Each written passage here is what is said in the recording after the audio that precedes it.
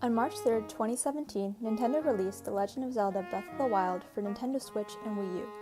The game was headed by director Hidemaro Fujibayashi and producer Eiji Aonuma and designed to be a reimagining of the Legend of Zelda franchise. The developers wanted to return the game to its open-world roots in the style of the very first Legend of Zelda. They wanted this new game setting to feel alive, to encourage players to explore the world. To achieve this, game developers took inspiration from their own world, specifically through Shinto and Buddhism. By utilizing these pre-existing religious traditions, the developers created a world with real-life depth, beauty, and emotion. For example, there are a plethora of nature kami, like these little guys, called Koroks, who hide in extraordinary or mysterious parts of the world. If you find one, they'll reward you with a special present, which you can give to another kami, named Hestu, who loves to dance and play the maracas.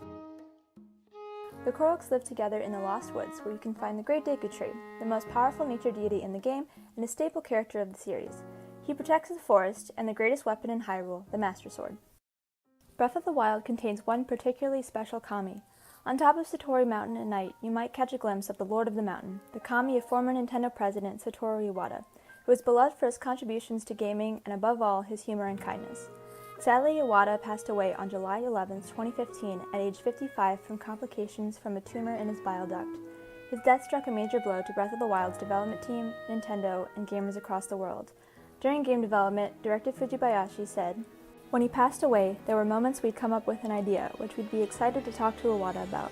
Then we'd remember he was no longer here. The sadness runs deep. This is approaching spiritual talk, but we had the sense that he was watching over our work. That became a source of motivation, a drive for us to improve and be better." The developers manifested Iwata's ever-present spirit within the game as the Lord of the Mountain.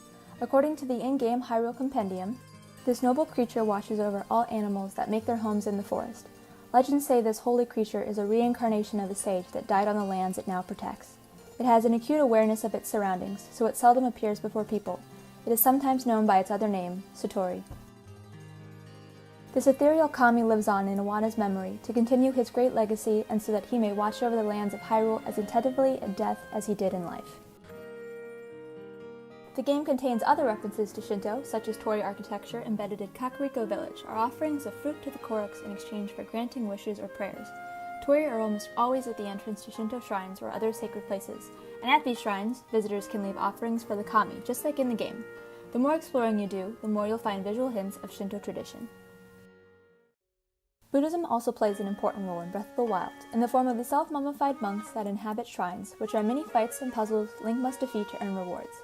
Each shrine is watched over by a mummified monk. These monks are based off a real practice of self-mummification called sokushinbutsu, which literally means immediate corpse to be an enlightened one. And in Japan, this practice is associated with shugendo, a combination of esoteric Buddhism with some aspects of Shinto. There are only about 18 sokushinbutsu throughout Japan, while there are over 120 in Breath of the Wild. These monks mummified themselves in the name of their goddess Hylia, who blessed them to death for their sacrifices and imbued them with the power to help Link. In reality, monks who committed shokushinbutsu did so to reach enlightenment, not to help a Hylian hero. By December 2018, Breath of the Wild sold 11.6 million copies worldwide and received critical acclaim. One of its many accolades was winning Game of the Year in 2017. The game's success came in part from its beautiful and engaging environments, which received tremendous praise. Nintendo's decision to incorporate real-world Japanese religious elements into the game paid off and helped create a new Hyrule beloved for many years to come.